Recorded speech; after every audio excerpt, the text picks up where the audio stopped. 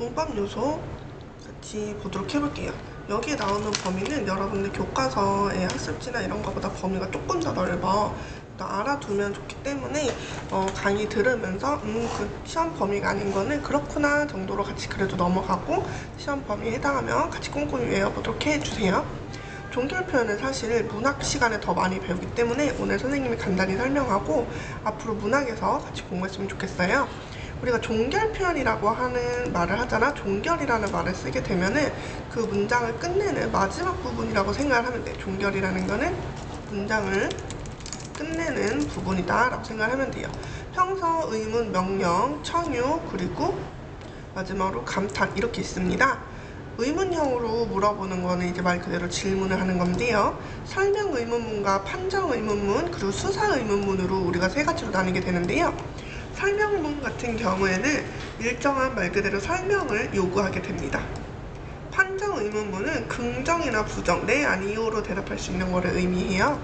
그래서 밥을 먹었니? 하면은 이제 네 또는 아니요 이렇게 대답할 수 있죠. 판정 의문문. 무엇을 먹었니? 하면은 밥도 먹고 김치도 먹고 이것도 먹고 저것도 먹었어요 라고 길게 설명해야 되기 때문에 설명 의문문으로 볼 수 있습니다.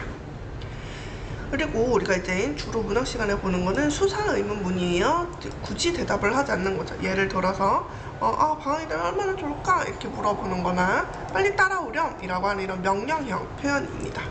이런 경우에는 간접화법이라고도 부르는데요. 우리가 말을 할 때 간접적으로 자신의 의도를 대놓고 표현하는 직접 화법이 아니라 빙 돌려서 표현하는 간접 화법이라고도 봅니다. 자, 그 다음에 명령문은 이제 명령형의 의문문이어서 뭐뭐 해라, 뭐뭐 해라 이런 식으로 알아, 어라 쓰고요. 청유문은 어떤 행동을 함께 하자고 요청을 하기 때문에 주로 뭐뭐 하자 이렇게 끝나는 녀석입니다. 이렇게 기억해주면 돼요. 본격적으로는 여기서부터 시작을 하게 되는데, 주체 높임부터 우리 같이 보도록 해볼게요. 주체 높임은 서술의 주체를 높인다 라고 하는데, 주체가 무엇인고 떠올려보면 주어였죠. 주어는 주격조사, 기본적으로 주격조사 이나 가가 들어가는 자리 또는 가끔가다 이제 은이나 는이 들어가는 자리라고 생각하면 되는데, 이때 이제 높임 표현을 사용을 하기 위해서 선함할 어미 시, 그리고 주격조사 깨서, 그리고 몇몇 특수어휘를 기억을 해야 된다라고 했습니다. 자, 우리 특수어휘에서 중요한 점 기억해 볼게요. 계시다, 잡수시다, 주무시다 이런 단어들에 있는 이거는 여기서 이런 시가 선함할 어미인가요? 라고 물어봤을 때 이거는 아니다, 선함할 어미가 아니다 라고 기억을 해야 됩니다. 선함할 어미가 맞으려면은 이런 단어들은 기본형 보다에 시가 붙어서 보시다 이렇게 되는 경우만 우리 가능하다고 배웠어요. 여기서부터는 선생님이 체크하는 부분만 외우고 문제 적용하는 거 알고 있죠?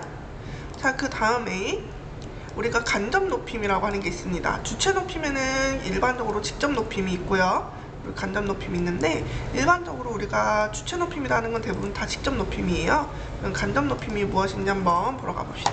간접 높임은 높여야 될 대상의 신체 부분 아니면 소유물, 가족, 생각 이런 단어들을 높이는 경우에 선함할 어미 시를 붙여서 높이는 경우를 의미하고요. 계시다는 쓰지지 않아요. 그래서 우리가 여기서 제일 많이 이제 쉽게 일상생활 접하는 게 교장 선생님의 말씀이 있으시겠습니다. 아니면 조금 더 편하게 있겠습니다 해도 괜찮아요. 이미 여기가 있습니다 라고 하는 것 자체가 상대 높임 표현으로 높임 표현을 하고 있잖아. 그래서 있으시겠습니다도 쓰지만 있겠습니다 해도 사실은 그렇게 큰 문제는 아닙니다. 그거는 외에도 할머니는 뭐 귀가 어두우시다, 뭐 따님을 두셨다 이런 표현들도 많이 쓰게 됩니다. 다음으로 객체 높임인데요. 서술의 객체, 즉 목적어나 부사어로 높이는 대상이고요. 우리가 원래 문장에서 목적어는 을이나 르를, 부사어는 뭐 에게 이런 단어를 누구누구에게 이렇게 많이 쓰게 되는데요. 높임 표현에서는 부사격 조사 에게 대신에 게, 그리고 특수어 이거는 외워줘야 되지. 들이다, 모시다, 여쭈다, 뵙다 이런 단어들을 활용을 해서 특수어로 활용을 해서 높임 표현을 하기 때문에 여기는 그대로 외워야 됩니다. 자, 마지막으로 상대 높임인데요. 말하는 이가 듣는 사람, 청자에 대해서 여기 포인트 높이거나 낮추면서 하는 표현 방법입니다. 높이거나 낮추어, 우리가 대부분 이제 높임 표현이라는 이름을 쓰기 때문에 뭔가 낮춤 표현은 높임법이 아니라고 착각하는 경우가 좀 있어요. 그거 아니라는 거 다시 기억하시고요. 우리 기본적으로 이 무슨 체까지는 기억을 해줘야 되는 거죠. 격식체는 우리가 조금 우리의 심리적인 거리가 있거나 격식을 차려야 되는 그런 정중한 표현을 해야 되는 상황, 공식적인 상황에서 주로 사용을 하고, 비격식체는 격식을 덜 차려서 표현을 하기 때문에 사적인 상황에서 친근한 표현을 할 때 많이 씁니다. 우리 배웠지요? 하십시오랑 하오체는 높임 표현, 그리고 하게 해라, 해체는 반말 표현이라는 거 기억하죠? 같이 잘 알아줘야 됩니다. 여기서 이 려가 좀 헷갈리니까 려는 하오체의 명령형이라는 거, 그리고 하나 조금 더 역시 헷갈릴 수 있는 거, 우리가 원래 비읍 받침 들어가면 하십시오체가 대부분이거든요. 그런데 가십시다 하면 하오체야. 가시지요 하면은 해요체고요. 가십시다 하면은 하오체이기 때문에요. 요거 하나만 주의 깊게 구별해주면 좋겠습니다. 자, 다음으로 우리 시간 표현. 시간 표현은 크게 시제와 동작상으로 나뉘게 되는데요. 이렇게 두 가지를 합쳐서 우리가 시제라고 표현을 해. 근데 시제에서는 이제 발화시와 사건시를 기준으로 언제 일어났냐, 발화시를 기준으로 사건이 언제 일어났냐를 따져서 사건이 먼저 일어났으면 과거 시제, 사건과 발화가 동시에 일어나면 현재 시제, 그리고 사건이 나중에 일어나면 미래 시제로 나뉘게 되는데, 여기서 중요한 거, 발화시를 기준으로 사건시를 따지잖아. 그런데 이게 시험 문제 나올 때 사건시를 기준으로 발화시를 표현하는 경우가 있어. 예를 들어볼게. 여기 나오는 것처럼 과거 시제는 사건이 일어나는 시점, 사건시가 발화시보다 앞선다 이렇게 나오잖아요. 근데 이거를 바꿔서 표현하면은 발화시가 사건시보다 늦다 이렇게 나오잖아. 근데 우리는 이 늦다라고 하는 단어에 꽂혀가지고 늦어? 늦으면 미래 약간 이렇게 잘못 생각할 수 있단 말이야. 기준을 잘 생각해야 돼요. 발화가 사건보다 늦으면 사건이 먼저 일어났으니까 과거 시제입니다. 선화말 어미 앗, 엇을 대표적으로 쓰는데요. 앗, 엇처럼 과거 표현이 두 번 일어나는 거는 현재와는 단절되었다 표현이고, 관형사형어미 은, 관형사형 던 이런 게 있는데, 관형사형어미 은 같은 경우는 동사하고 결합한다는 걸 꼭 기억을 합시다. 우리 친구들이 이제 많이 헷갈려하는 게 관형이라는 말을 좀 헷갈려하는데요. 관형이라는 말은 일단 뒤에 나오는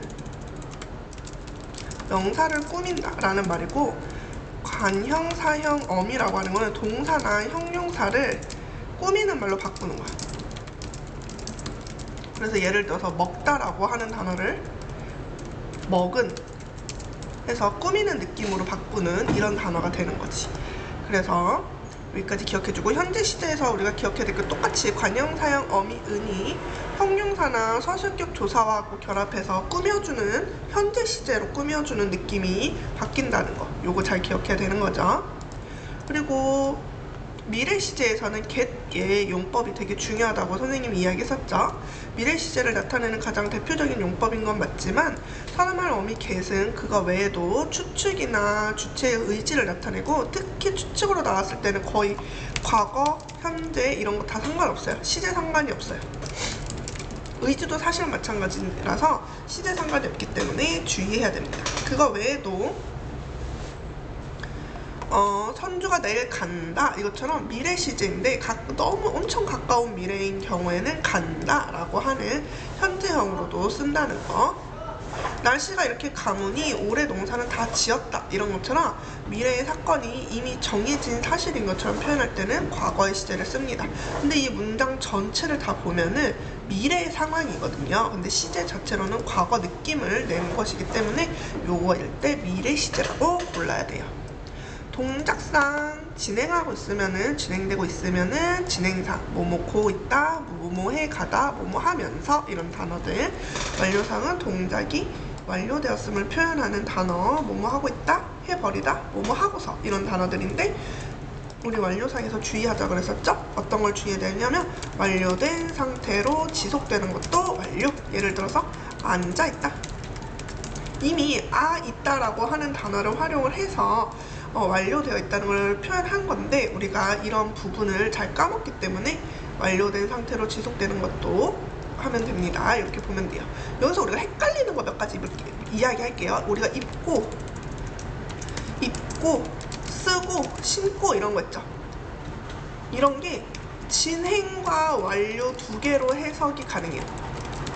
이렇게 여러 가지로 해석되는 걸 우리가 중의적 문장이라고 하는데요. 대표적인 이거야. 언니가 옷을 입고 있다 라고 하는 이 문장을 예로 들어보면은, 언니가 옷을 입는 행위를 하고 있을 수도 있는 거고, 아니면 다 입은 상태로 지속하고 있는 느낌도 있어. 되게 헷갈리기 때문에 이런 경우에는 언니가 옷을 입고 있는 중이다, 언니가 옷을 다 입은 상태이다, 이런 식으로 뭔가 더 꾸며주는 말이 필요합니다. 부정문은 간단하게만 보고 넘어갈까요? 우리 요거는 대부분 시험 범위가 아니지만 그래도 그냥 그런 게 있구나 정도만 기억해 주세요.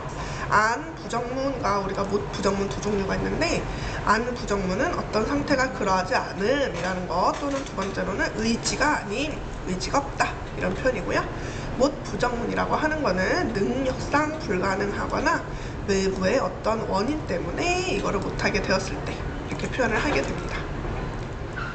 짧은 부정과 긴 부정이 있는데요. 짧은 부정은 그 글자 하나만 쓰는 거고요. 긴 부정은 지를 붙여서 뭐뭐하지 않다, 못하다 이렇게 쓰는 거예요. 명령형인 경우에는 명령형이나 청유형인 경우 뭐뭐하지 마라, 뭐뭐하지 말자, 이렇게 뭐뭐하지 마라, 뭐뭐하지 말자, 이렇게 두 가지 형태로 쓰인다는 거. 그냥 이 정도 그냥 가볍게 알아두면 될 것 같고요. 우리는 마지막 피동사동 갈게요. 피동에서 주어가 자기 힘으로 하면은 우리가 능동이라는 거, 그리고 남에게 당하는 행위를 하면은 이거는 당하면은 피동이라고 그랬었지? 그래서 앞에 있는 피동사에 의한 이 전미사 이히리기를 붙이거나 체언의 되다를 붙이는 이런 경우는 파생적 피동문이라고 부르고, 그 외 나머지 어지다, 뭐뭐 개되다 이런 걸 붙이면은 통사적 피동문이라고 부릅니다. 이렇게 피동문은 능동문에서 피동문으로 바꿀 때 우리 저번에도 다들 한번 수업 시간에 해봤을 건데요. 경찰이 도둑을 잡다 이렇게 문장 있었죠? 그러면은 여기에서 경찰은 주어, 도둑은 목적어, 잡다는 서술어라 불러요. 근데 이거를 바꾸면은 도둑이 경찰에게 잡히다 라고 이렇게 바뀐다고 배웠습니다. 그러면은 도둑이는 여기가 주어, 경찰에게 에게가 붙으면 부사어거든요. 부사어. 그리고 여기가 서술어야. 그래서 능동문에서 목적어는 주어로 와야 되고, 능동문의 주어는 대부분 부사어로 바뀌는구나. 그리고 서술어에 이렇게 잡히다 이런 식으로 피동 표현을 집어넣으면 되는구나, 이렇게 볼 수가 있습니다. 지금 피동 표현을 그래서 이렇게 잡히다 한 번만 쓰면 되는 건데, 이거를 여기 아래쪽에다 좀 써볼게. 잡혀졌다 이렇게 쓰는 경우도 있어. 어떤 사람들은 이거는 잘못된 표현이야. 대표적으로 뭐냐면은 여기 나오는 것처럼 이중 피동 표현이라고 하는데, 이중 피동 표현은 이 단어를 길게 늘려서 쓸 줄 알아야 돼. 잡다라는 단어에 히라고 하는 전미사가 붙고, 어지다라고 하는 어지가 붙고, 과거형 다 이렇게 결합이 된 거거든요. 결합이 좀 복잡하지? 히하고 어지가 둘 다 이중 표현이 되기 때문에 얘는 잘못된 표현이고, 잡히다 아니면은 잡아졌다 이런 식으로만 써야 돼요. 근데 잡아졌다 너무 이상하죠? 잡히다, 잡혔다 요 정도로만 써야 합니다. 그래서 이중 피동은 대부분 이히리기하고 어지다가 결합이 되는 바람에 혀, 여, 려, 겨라는 글자가 있을 때 일단 의심하자 라고 했었어요. 근데 또 여기서 주의해야 될 거 있었죠. 뭐였냐면은 버리다 아니면은 뭐 사실을 밝히다 이런 단어는 기본형에 이미 리, 히가 포함된 글자예요. 앞에서 주무시다와 같은 그런 개념인 거지. 그렇기 때문에 얘네들은 전미사가 결합되었다라고 하면은 절대 아니다. 알겠죠? 자, 그 다음 우리 이제 사동 표현도 볼 건데요. 사동은 내가 남에게 시키거나 혹은 그런 행위를 하도록 만드는 거를 사동이라고 한다면, 스스로 하면은 거는 주동이라고 부릅니다. 사동전미사 이히리기 우구추, 시키다 그리고 개하다로 문장을 만드는데, 여기서 이제 또 포인트를 같이 좀 이야기할게요. 대부분 지금 문제 포인트 중에 하나가 뭐냐면, 이히리기, 선생님 너무 길어서 그냥 짝대기 안 쓸게. 이히리기가 피동도 되고 사동도 돼. 그러면 얘를 어떻게 구별하느냐가 시험 문제 포인트가 되거든요. 얘는 뭐뭐 개하다와 되다로 바꿔서 붙여보면 좀 더 어울려요. 우리 여기 희도가 선규를 웃긴다 라고 하는 걸로 해볼게요. 희도가 선규를 웃긴다. 근데 이 문장을 개하다와 개되다 두 개로 써볼게. 희도가 선규를 웃게 하다, 희도가 선규를 웃게 되다 했을 때, 희도가 선규를 웃게 하다가 더 어울리지? 하다가 어울리면은 우리는 이거를 피동이라고 인식하면, 미안 사동이라고 인식을 하면 돼요. 아까 앞에서 나왔던 문장, 도둑이 경찰에게 쫓겼다, 잡혔다, 이거를 해보면은 똑같이 도둑이 경찰에게 잡게 하다, 도둑이 경찰에게 잡게 되다, 이 두 가지로 넣었을 때 무엇이 더 어울리는가를 따져보면은 아무래도 도둑이 경찰에게 잡게 되다가 상황적으로 더 어울리게 되는 거죠. 그러면은 이런 거는 되다가 걸리게 되었으니까 피동으로 인식하면 되는구나 라고 보면 됩니다. 그래서 이렇게 보았고요. 이제 하나 더 우리가 봐야 되는 게 우리 간접 인용, 직접 인용이라고 하는 개념이야. 여러분, 이거는 근데 사실 중학교 3학년 때 인용절을 너네들이 그 문장이 짜인 파트에서 원래 다 배웠거든. 그때 배운 거를 떠올리기는 해야 되는데, 인용이라는 것 자체가 남의 말을 빌려와서 사용하는 것을 인용이라고 그러죠. 그래서 간접 인용에는 따옴표 없이 뭐뭐고가 붙어야 되고, 직접 인용에는 뭐뭐라고 라고 하는 단어가 큰 따옴표와 함께 붙어야 됩니다. 이때는 이제 발화시를 기점으로, 특히 간접 인용에서는 발화시를 기점으로 수정하기, 이게 되게 중요한 포인트가 되는데요. 이거죠. 어제 어머니께서 나에게 나랑 같이 내일 시장에 가자 라고 하셨다. 이 문장을 바꾸면은 우리가 포인트가 되는 이 부분은 항상 이 큰 따옴표가 있는 부분이야. 그럼 그 앞에까지는 그냥 다 그대로 쓰는 거야. 간접 인용을 바꿔볼게요. 어제 어머니께서 나에게, 이거죠.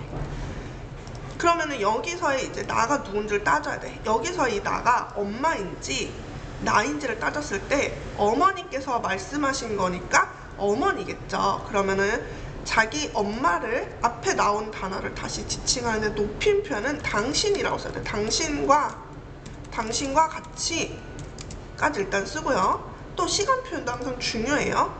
여기에서 내일은 어제 엄마가 말하던 시점에서의 내일이기 때문에 말을 하는 시점에서는 현재가 됩니다. 오늘이 되는 거예요. 오늘 시장에 가자고 하셨다. 이렇게 되는 거죠. 그래서 여기가 이제 간접 인용으로 바뀌게 되면서 이런 그 지시 표현이나 시간 표현에 주의를 하면 됩니다. 이런 문제가 가장 헷갈리니까 조금 주의하면 되겠어요. 지금 이제 우리 이론 공부 같이 한번 해봤으니까 다시 한번 외우고 문제풀이도 진행해 주셔야 됩니다. 모르는 거 있으면 꼭 질문하세요.